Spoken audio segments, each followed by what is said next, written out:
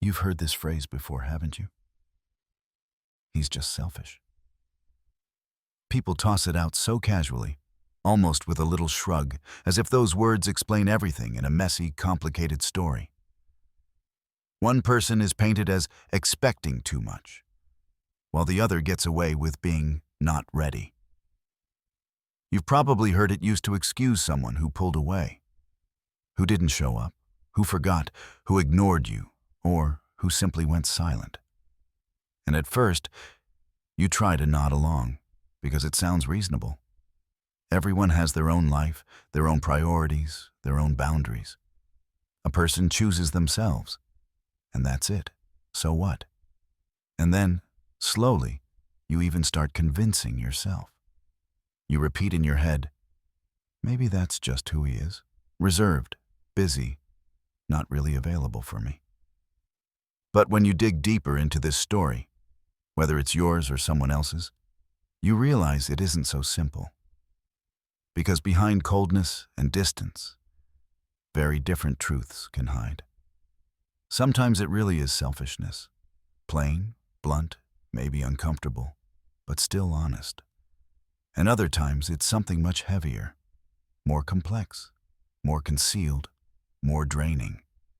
What begins as what looks like simple detachment eventually turns into a cycle that wears you down, blurs your sense of direction, weakens your confidence, and leaves you wondering who you even are anymore. That's why it's so important to call it out clearly. A selfish person and a narcissist are not the same. These aren't just two people who live their own way. They are two entirely different strategies of being. One person might simply choose to close themselves off, to let no one in. But the other, the narcissist, invites you in only to use that closeness for themselves, to feed their ego, to hold your attention, to take what they want, and then to vanish. A selfish person may be blunt, withdrawn, even hard to love. They won't bring you tenderness. They won't sit with your worries. They won't hold you when you're hurting, or whisper, "I'm here for you." But here's the key. They also won't pretend. They won't make promises they can't keep. They won't build illusions of intimacy. They won't draw you into something fake. They'll simply admit, "I don't have the energy for a relationship. I live for myself." And yes, that might sting. Yes, that might leave you feeling lonely. But it doesn't destroy you. A narcissist, though, speaks in a completely different way. They'll tell you, "You're special. You're mine. We are one. I've never felt anything like this before." They build an atmosphere of exclusivity around you. They listen with intent, hold your gaze, soften their voice. They act as if they've opened their soul to you. And in that moment, you believe it. You believe you've finally found someone who truly sees you. But the truth is, they don't see you at all. They're studying you, watching, measuring, seeing you as supply, as fuel, as a resource. And once you're attached, the game shifts. They begin to pull away. They fall silent. They dismiss your feelings. They change. And when you finally ask what's happening, the replies cut deep. "You're too sensitive. You're imagining things. Didn't I tell you I love you?" And here's the difference.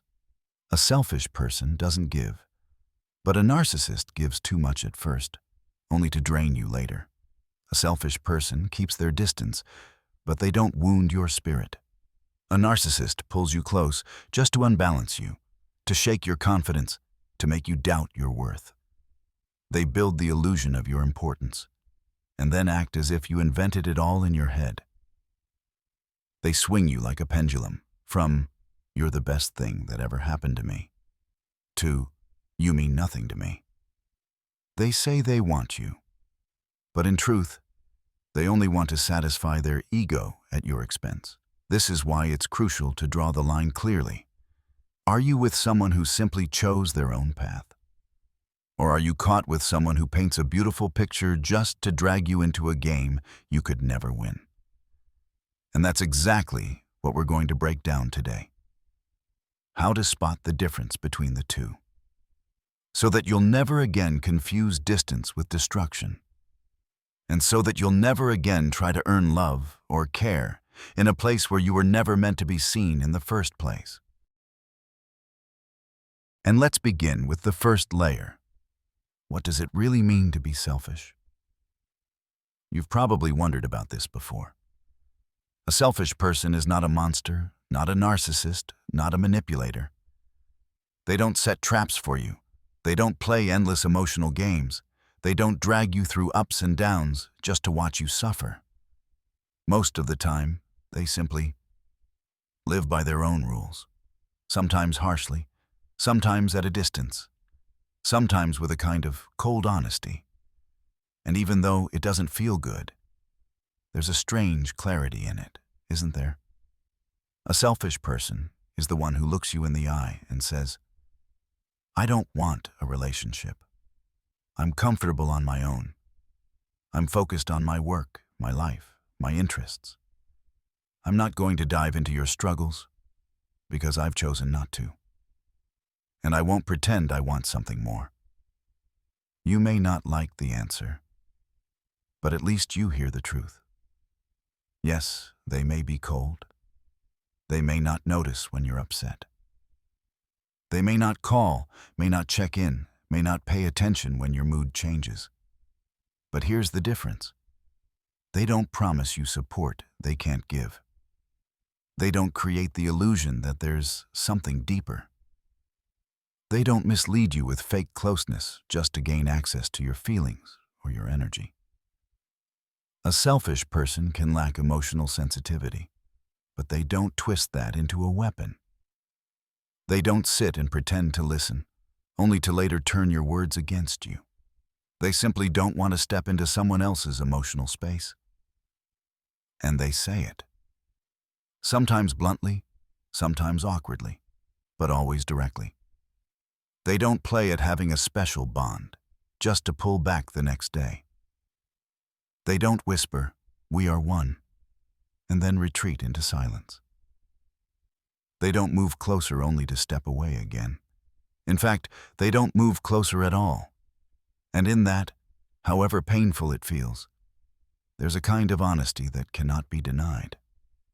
Of course, the pain is real, especially if you were ready for more, if you invested, if you believed, if you opened your heart, if you hoped they wanted you by their side. That hurts. But it's a different kind of hurt. It's not the pain of betrayal. It's not the pain of being broken down. It's the pain of unmet expectations, of mismatched desires, of two people who want different things. And that kind of pain, as sharp as it feels, eventually fades. Because it's not built on lies. A selfish person can be closed off. They can be absorbed in themselves. They can neglect the needs of others. But here's what they don't do. They don't break you from the inside. They don't shatter your sense of stability. They don't twist your perception until you can't tell what's real. They don't make you feel guilty for being human and for having needs. They just tell you, in their own way, I live for myself, and you're not what I'm ready to let in right now. It feels cold, doesn't it? It feels sobering. But it isn't dangerous. Because in the end, a selfish person is someone with walls, someone with boundaries, not someone who pretends to love you while crossing every single one of yours. Now let's take a closer look. Who is a narcissist, and how are they truly different? You already know this isn't just someone who stares too long in the mirror. And it's not someone who simply values themselves, protects their boundaries, or asks to be treated with respect. Real narcissism has nothing to do with healthy self-love. It's about a constant, never-ending hunger to be validated through other people. Not just noticed, but placed above everyone else. Always more important, always higher. A narcissist doesn't just live for themselves. They expect you to live for them, to keep your focus on them at all times, listening, admiring, adjusting, forgiving, understanding, waiting. Everything you do gets measured against one thing: how much it serves their image. If your behavior makes them look good, it's allowed. If it doesn't, you'll face irritation, withdrawal, or a cold silence designed to put you back in your place. And this is where it gets especially tricky. Because narcissists can look wonderful at first. They can be charming, smart, magnetic. They know how to win people over, how to spark fascination, how to give the impression that there's depth. In the beginning, they may look like the perfect partner, attentive, affectionate, romantic. But here's the truth. In their eyes, you're not a person with your own unique value. You're a role. You're appreciated not for who you are, but for what you provide. Attention, recognition, control.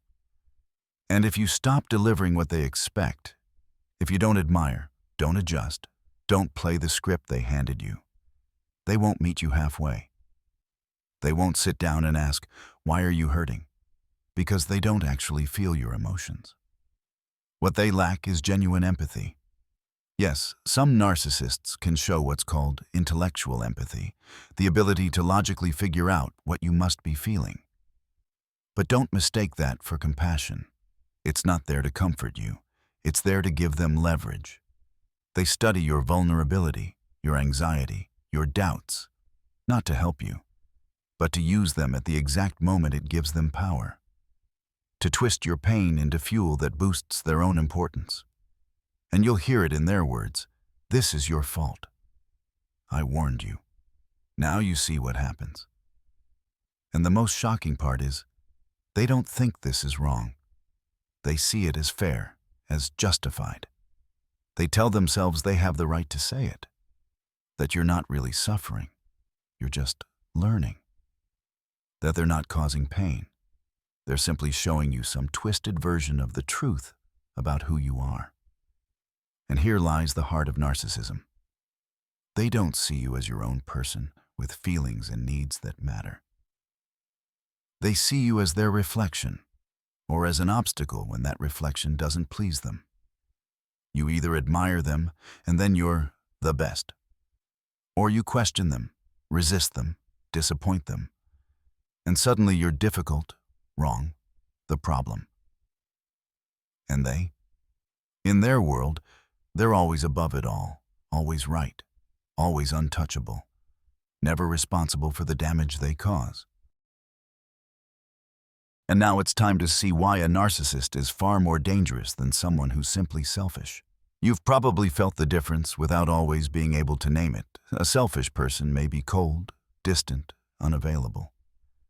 They can seem indifferent to how you feel and focused only on their own interests. But most of the time, they don't set out to cause harm. They don't pull you into endless emotional storms. They don't use closeness as a weapon. They won't ask how you feel. They won't adapt to your moods. They won't step into your life beyond their comfort zone. But they also won't demand anything from you. And they won't build illusions. They live in their own lane, close, but never intertwined, parallel, but not overlapping. They don't invade your space. They don't cross your boundaries. They don't guilt you for wanting more than they can give. It's distance, yes, but not destruction. It hurts, but it doesn't poison. A narcissist, though, is something completely different. They don't just stand nearby as a neutral presence. They actively pull you into their orbit, wrapping you with charm, promises, and the illusion of intimacy until you're convinced that what you share is rare, unique, even sacred. They won't look you in the eye and admit, "I don't want a relationship." Instead, they'll whisper lines that feel like destiny. You're my other half. I can't breathe without you. You're my future. They are masters at creating the atmosphere that makes you believe you've finally found someone who isn't afraid of depth, vulnerability, or openness. Someone who truly sees you. But here's the part that cuts deep. Most of it is staged. A narcissist doesn't offer real closeness. They imitate it. They use words, gestures, and affection to hook your trust and build your dependence. They paint themselves as the perfect partner, flood you with attention, affection, and emotional highs. And then, suddenly, they vanish. They grow cold. They shrink your importance. And just as you lose your footing, desperate to make sense of it, they reappear with new promises, a fresh spark of hope, another wave of special connection, and the cycle starts again. This isn't random. It's not clumsy. It's deliberate, a strategy designed to hold power over your emotions and your self-worth. A narcissist doesn't just fail to meet your needs. They awaken those needs, and then they shame you for having them. They create the hunger for support, honesty, and care, and then they starve you. They'll tell you that you're too demanding, too much, too overwhelming. But remember, it was they who made you believe you were one, who gave you the illusion of a shared future, who positioned themselves as your safe ground. Sometimes they even pretend to be sympathetic, listening, nodding, saying mechanically, "I understand." But that false support is only a pause before the next wave of coldness. The mask slips quickly, and when you try once more to speak honestly, to share how much you're struggling, to ask for clarity, what you get back is, "I'm tired of this. This is your fault. You expect too much." In that moment, you stop being valuable in their eyes. You turn into a burden. You're no longer admired, no longer adapting, no longer feeding their inflated self-image. And for that, you're punished. The punishment can take many shapes: silence, sarcasm, emotional withdrawal, distance. It's never an accident. It's not losing control. It's a calculated way to remind you who sets the rules, who decides when you deserve warmth and when you don't. And after all of that, you're left not just lonely, but unsettled, feeling as if something is broken inside you. You start believing the problem must be you, that you're too emotional, too sensitive, too much. You start accepting the idea that love must mean silence, sacrifice, patience without end. And this is where it stops being just pain. It becomes erosion. A slow unraveling of your confidence, your worth, your belief that you have the right to be heard and cared for. This is why a narcissist is so much more dangerous than someone who's simply selfish. Not because they don't love, but because they imitate love so skillfully that you hand them your trust. And then they strip away your stability while convincing you it was your fault from the very beginning. And now let's look at the key difference between someone who's selfish and someone who's a narcissist. At first, it isn't always obvious, especially in the early stages of a relationship when everything feels blurry, filled with hopes, expectations, and the pictures you paint in your own mind. Both can seem distant. Both can fail to meet your needs. Both can put their own interests first. But here's the truth. The essence of their behavior is not the same. And that difference isn't just a tiny detail. It's the line between holding on to your sense of self and slowly losing it.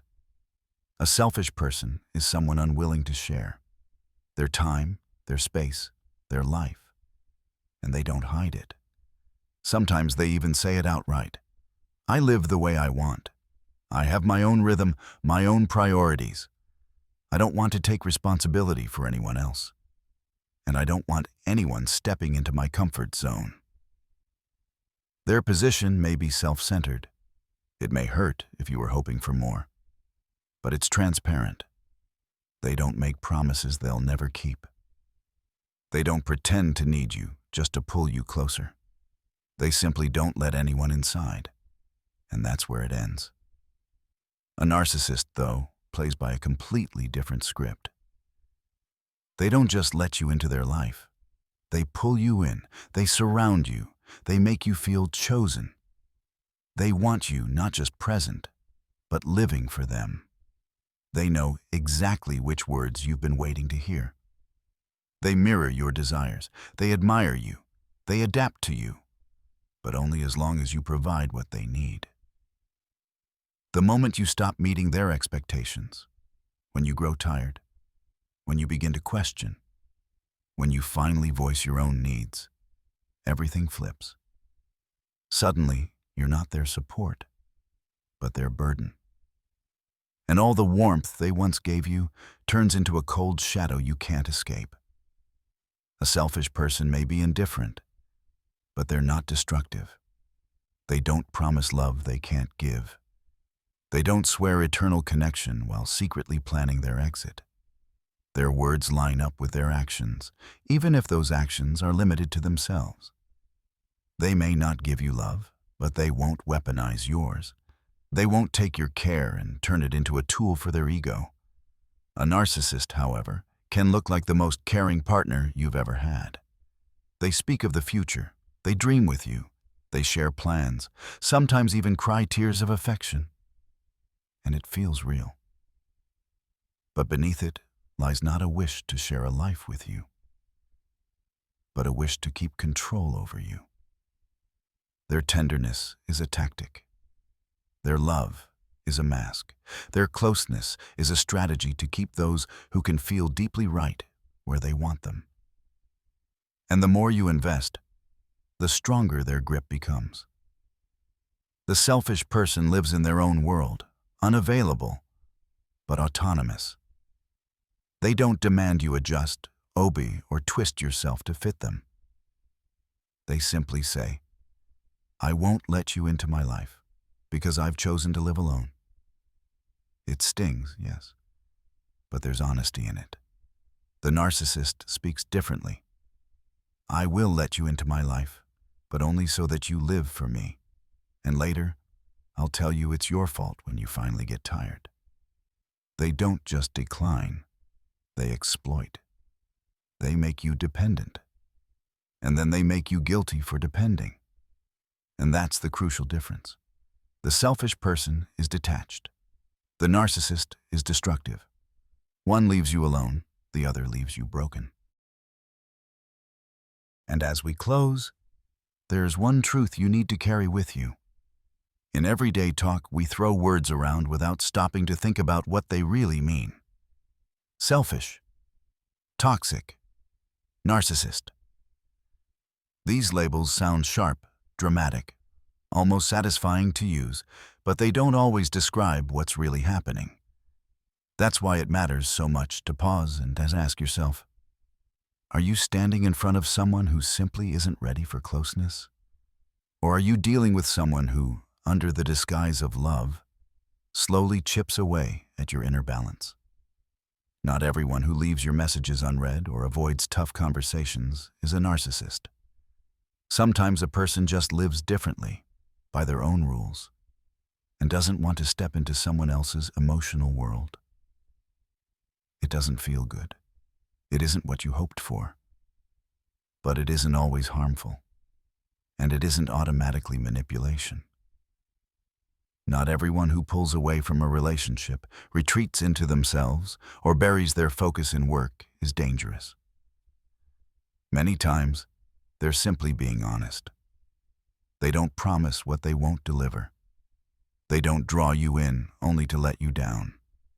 They don't sell you illusions they never meant to keep. But if you find yourself next to someone who can speak the language of love so easily, and then live in the exact opposite way, that's when it's time to pay attention. If you feel yourself being diminished, if blame for their choices gets pushed onto your shoulders, if you start quietly questioning your own worth, your own adequacy, this is no longer just about living for oneself.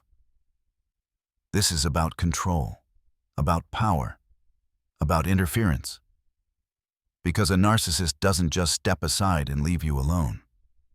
They step into your world, rearrange your perception, and then withdraw, leaving behind nothing but emptiness.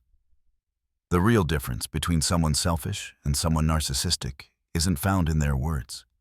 It isn't measured by how fast they reply to a text or how often they check in. It's measured by the consequences they leave inside you. A selfish person may disappoint you, but they don't corrode your inner core. They don't strip away your ability to feel like yourself. A narcissist can. And the hardest part to swallow is that they'll stand over your crisis as if it's entirely your fault, calmly telling you, "You imagined this. Something's wrong with you. I'm just tired, and you're the one demanding too much." That's why if being with someone leaves you not only lonely, but drained, not only sad, but deeply unsettled, to the point that you no longer recognize yourself, this isn't just two people who couldn't match. This is a signal to stop and ask, are you with someone who simply cannot give? Or with someone who takes everything and slowly, piece by piece, undermines your wholeness?